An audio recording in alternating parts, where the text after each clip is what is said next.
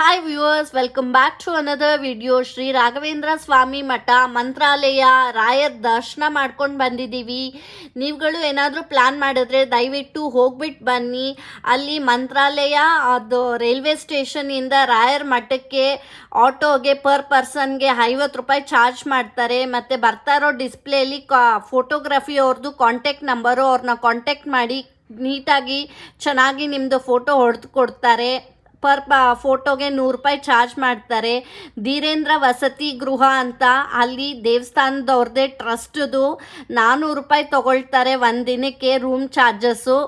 ಮತ್ತು ಡಿಪಾಸಿಟ್ 400 ರೂಪಾಯಿ ಮಾಡಬೇಕಾಗತ್ತೆ. ನೀವುಗಳು ಏನಾದರೂ ಪ್ಲ್ಯಾನ್ ಮಾಡಿದರೆ ಹೋಗ್ಬಿಟ್ಟು ಬನ್ನಿ. ಅದು ಒಂದೇ ಇದಲ್ಲ, ಸುಮಾರು ರೂಮ್ಗಳಿದೆ, ನೀವು ಆನ್ಲೈನಲ್ಲಿ ಆಫ್ ಮಾಡ್ಕೊಂಡು ಹೋಗ್ಬೋದು.